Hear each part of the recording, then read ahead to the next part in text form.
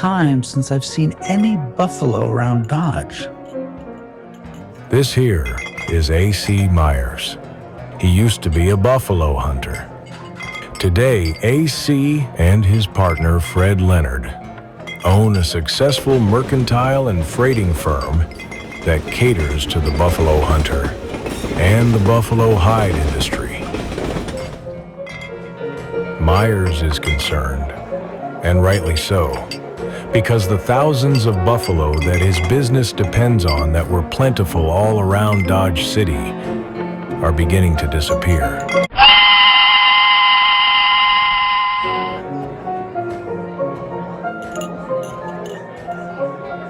I got news for you, Mr. Myers. The buffalo ain't coming back. Not to Dodge, anyway. This is Mr. Billy Dixon. He figures prominently into the Second Battle of Adobe Walls, really into the entire Red River War.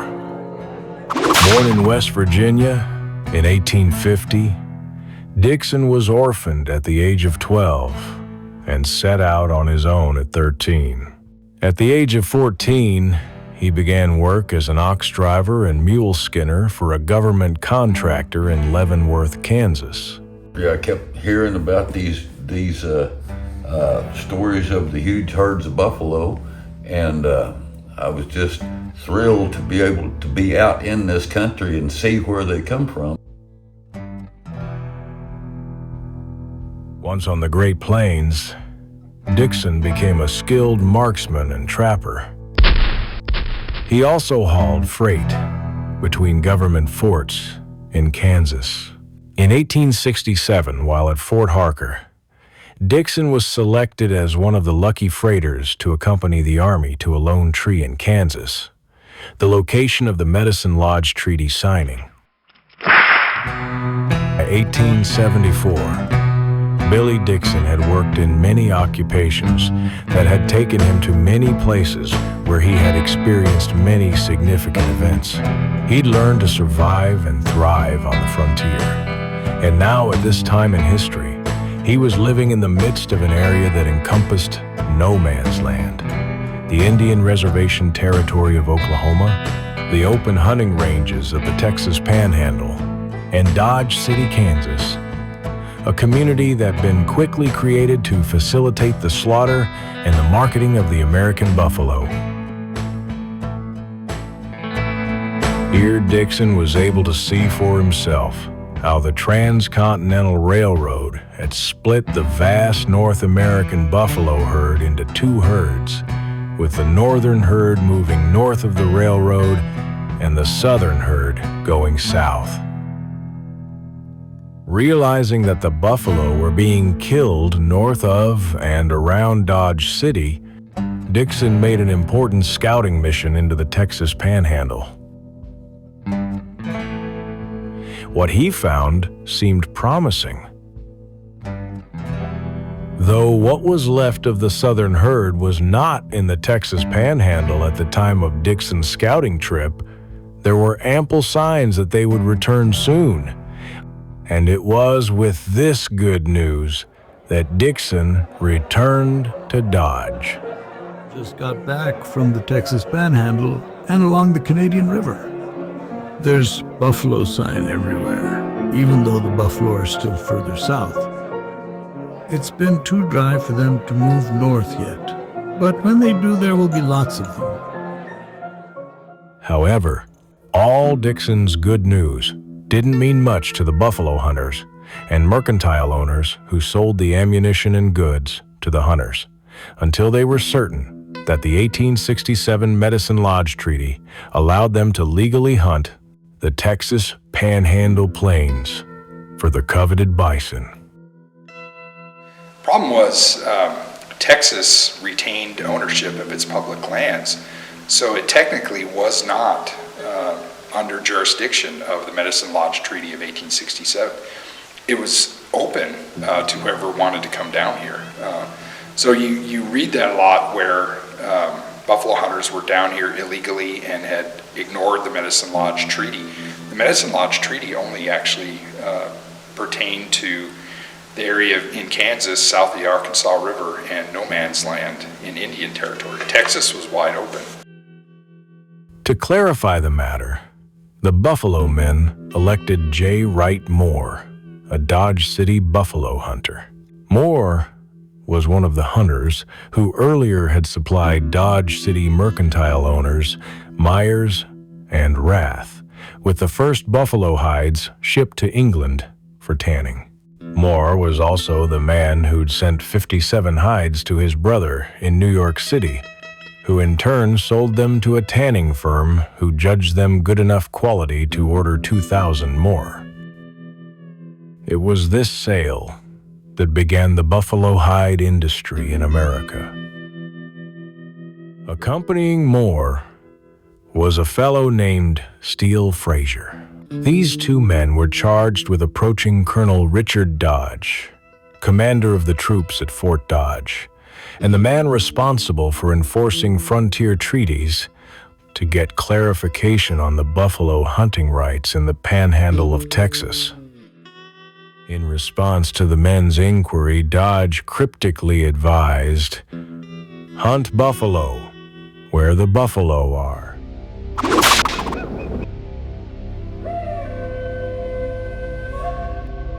Where the buffalo are is also where a significant number of the Native American Indian were, including members of the Comanche, Cheyenne, and Kiowa tribes. These Native Americans amounted to a stronghold of keepers of the past, those willing to fight and die for a way of life that was rapidly disappearing, a life that roamed the open plains, lived without walls, and subsisted on the provisions of the land. These were those that would not be relegated to the Oklahoma reservations earmarked for the containment of their people.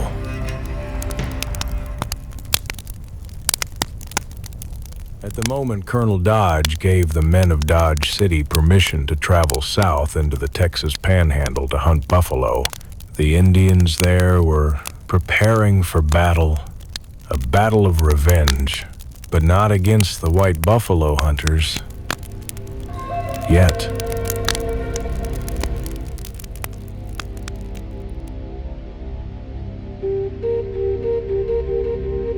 The desire for this revenge was fueled by a haunting, strange, and audacious medicine man of the Quaharu band of the Comanche. Originally named White Eagle and later called Izatai, or Wolf Vulva, he gained enormous prominence immediately before the Second Battle of Adobe Walls. White Eagle claimed he had ascended above the earth and conversed with the Great Spirit who had given him extraordinary powers.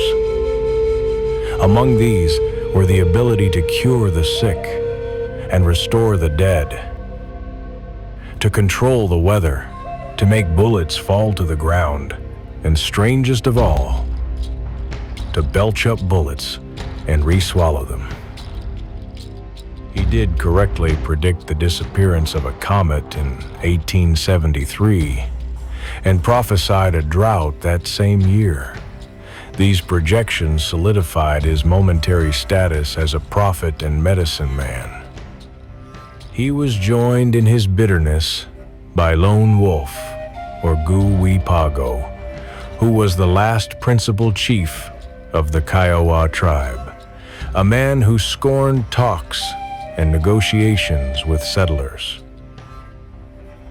Both men had relatives that had gone very early in the spring down into Mexico with a group of Comanches, and Kiowa was to steal horses and to bring up captives. On the way back, they ran into an army column and had a battle. Lone Wolf's favorite son and nephew were killed, and so was White Eagle's favorite uncle. They wanted revenge, and the revenge they were looking for, they could take it out on anyone or anything. It didn't have to be directly back on the troops or anything. The vehemence of these two influential men of their own tribe was also supported by a young Quanah Parker, a war leader of the Antelope Band of the Comanche Nation. Their first target was actually one of the enemies of them, the Tonkawa Indians, who were friendly to the whites and had actually scouted for the Army for quite a while. They had already given up the warrior ways, and the Comanches and Kiowas kind of saw them as weak because of doing that, and they didn't want to slide into that. They viewed the Tonkawas as cannibals, and maybe they were. Maybe they did eat a little part of the enemy that they killed.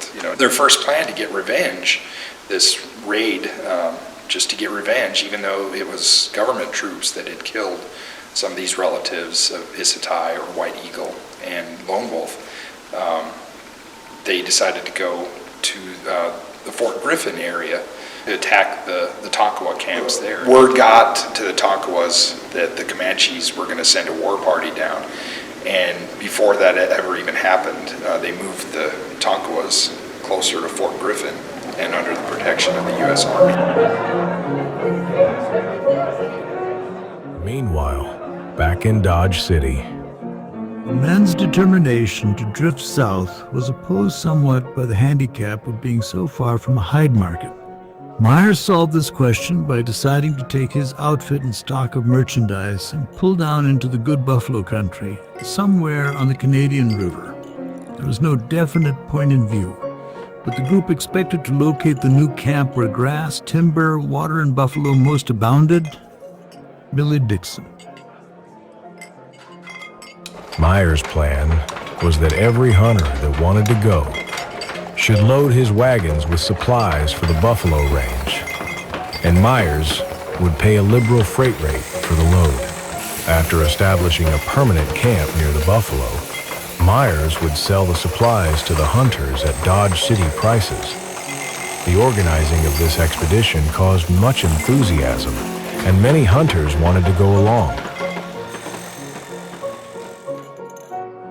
One of those that joined in was James Hanrahan, a courageous frontiersman who knew the ins and outs of frontier life. A large-scale buffalo hunter, he decided to sail his interest in a Dodge City saloon and join his friend Charles Rath in building and operating a saloon at the soon-to-be new camp in Texas, Adobe Walls.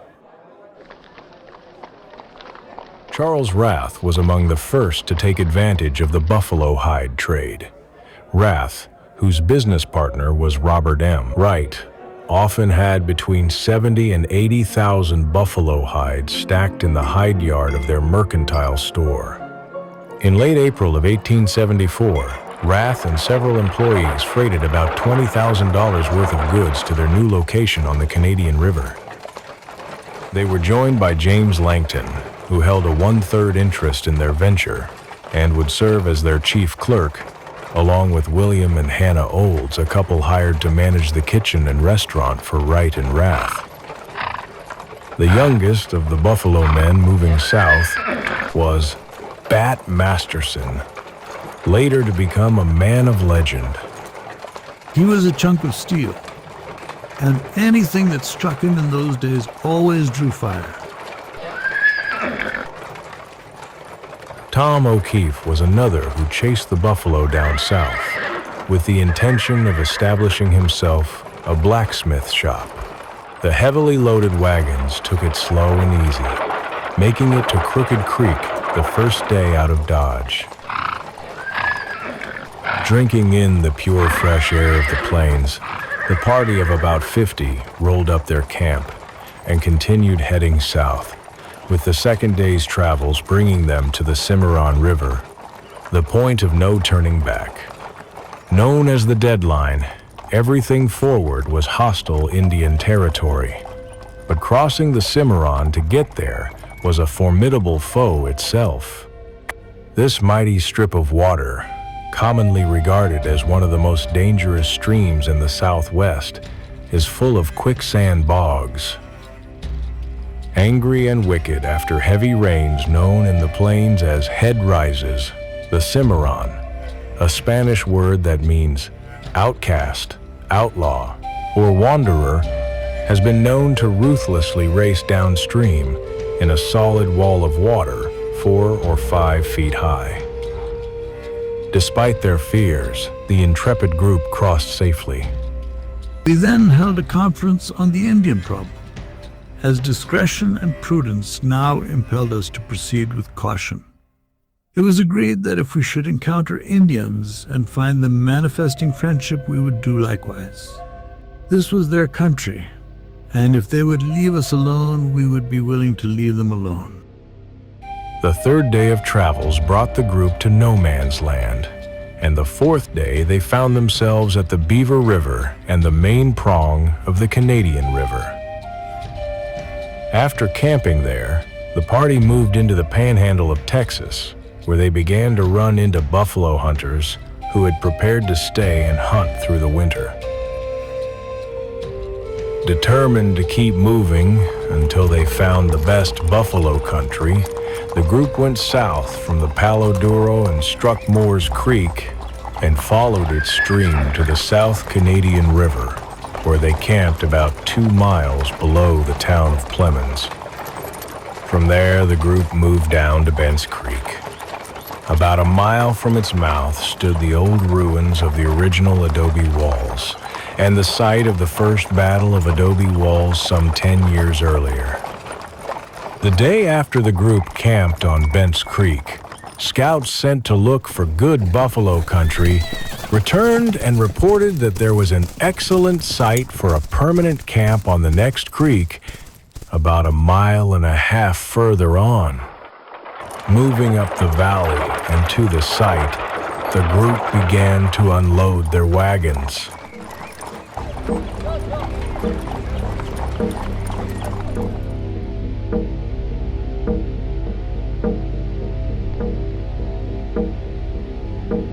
Sometime in May, along the Red River near the mouth of Sweetwater Creek, the various Indian factions led by White Eagle, Lone Wolf, and Quanah Parker gathered for a Sundance.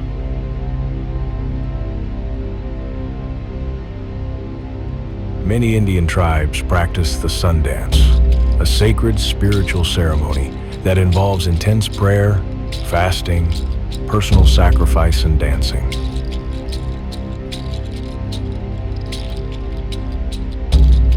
The Comanches, they never really did an annual Sundance. You know, the Cheyennes would do and the Kiowas would do a Sundance in the spring. The Comanches never really did that. They were more isolationist. There were several different bands of Comanches, and they usually stayed apart from each other, but Issatai was able to bring the Comanches together, and for the first time ever, they held their own Sundance. All these groups of Kiowas, Comanches, and Cheyennes met up, and Issatai wanted revenge, you know, for his relatives being killed, and so did Lone Wolf. So they started seeing if they could get support within the different factions of both the Comanches and Kiowas and even the Cheyenne. Can we get a war party set up? Issatai said he had visited with the Great Spirit, and the Great Spirit had told him that he could make a magic paint that would ward off the white man's bullets. It was a yellow paint, and if they covered themselves with the yellow paint, and their horses too, that it would cause the white man's bullets to just pass through them. They listened to him on what he wanted to do, and the yellow paint was his way of saying, you know, we have no fear of these buffalo hunters in Adobe walls. We can go up to them and kill them like old women. You know, that we're not going to have any problems with them at all. So they formed this war party and started coming up this area.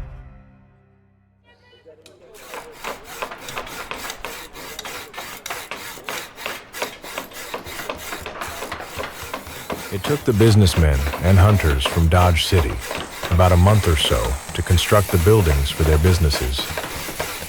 The buffaloes still had not arrived, and Billy Dixon, who was restless and anxious for their arrival, left Adobe walls to find a permanent camp for his personal buffalo operation. He takes with him 2 buffalo skinners, Charlie Armitage and another man known only as Frenchie.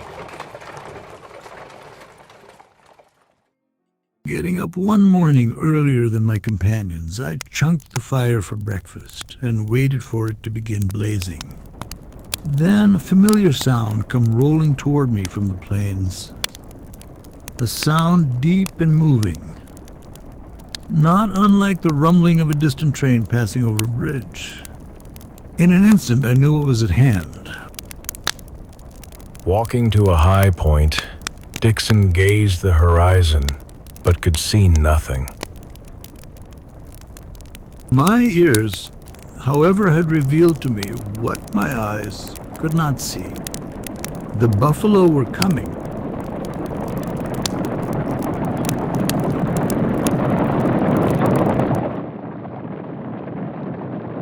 Hurrying to wake up his companions, Dixon then hurried off, riding hard.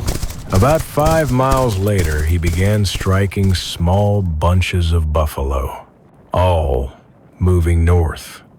You should have been able to see the buffalo in the day. It was a fantastic sight when they would migrate through. It was just as far as you could see in every direction, they would blacken the plains. And it just, when you're looking at them from a distance, and as far as you could see, left, right, and you'd go through them for a day or two sometimes. On his way back to his camp, Dixon, an excellent buffalo hunter, killed between 30 and 40 buffalo, and he was now in need of additional skinners. Not only did you have to know how to shoot good with a gun big enough to do the job, you had to know which one to shoot. Of course, you slip up on them, you could watch them for a minute and pick their leader, which very rarely was a bull. Mostly it was an old cow. It was that one in the herd as they was all grazing that she was the leader, and she kept watching. They all watched, but everything, the signals, and they would look at each other, and you would know which one was a leader just from watching. You take them first, and you knock her down or wound them, shoot them through the lungs, and they lay there or stand there, and they wouldn't run off, but they'd just stand there and bleed. And everything else would come running over to see what was wrong with her. Why was she bleeding, couldn't figure it out, because they heard thunder, gunshots didn't seem to matter to them. There was thunder all the time, but when we first started, you was trying to cripple that first one. But as far as when they'd get spooked and run off from an area, that's when you had to be able to pick out the leader.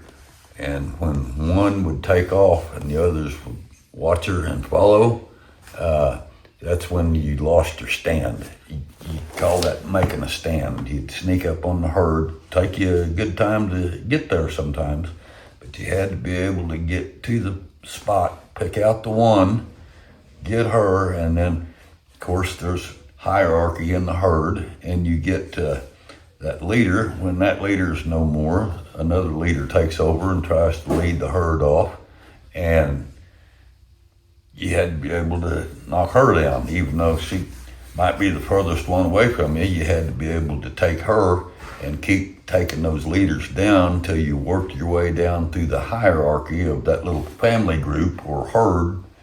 And anyway, you keep them in an area that was all in range there, and you could take a good number of them out sometimes. I had 2 skinners with me at the time, and I thought of my job as being the one to shoot the buffalo. The guys, some of them got pretty salty at it. They could yank the hide off a buffalo just pretty quick, and especially with a one draft animal. Even they didn't even have to have a team. A lot of them was pretty good at it. They could skin the legs down and attach a rope from this one horse or whatever, and use that draft animal to then roll and pull that hide off the backside. And this time, with this amount of buffalo around, there was just everywhere. By the time I got back to my camp 8 miles south, they were shooting them out of the camp itself. So I could easily keep my two skinners busy, and I needed more people. With business now at full speed, Dixon travels to Adobe Walls to hire more skinners. There he finds that most of the men have left the camp to kill buffalo. Managing to find one skinner who agrees to work for 7 to 10 days, Dixon heads back to his own camp, killing enough buffalo along the way to keep all 3 skinners busy night and day. No mercy was shown to the buffalo. This was deadly business without sentiment. It was dollars against tender-heartedness, and dollars won. Now business was booming. The merchants at Adobe Walls were doing big business, as were the buffalo hunters and skinners. But as more and more buffalo were slaughtered, the Indians started to take notice.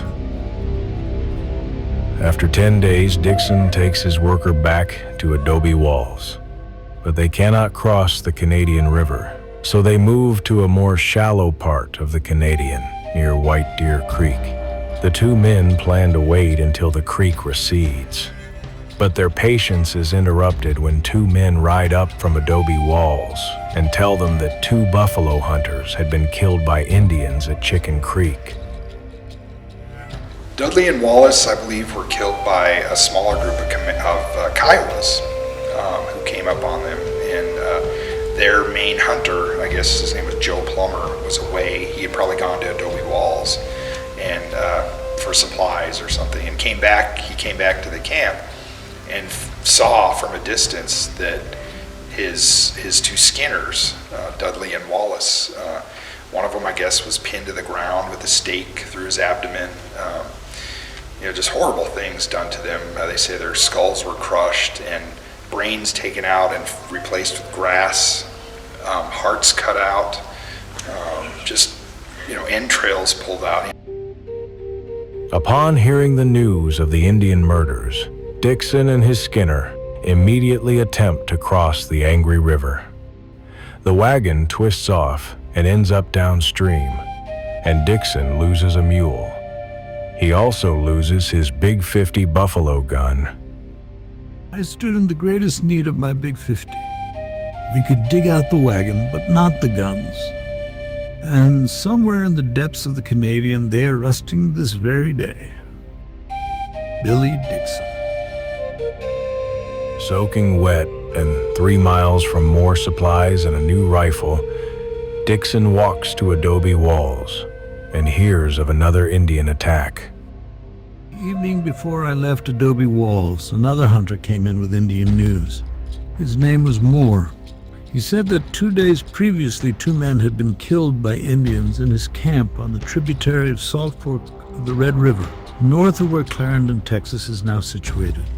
The names of the dead men were John Jones, nicknamed Cheyenne Jack, a young Englishman, and Blue Billy, a German.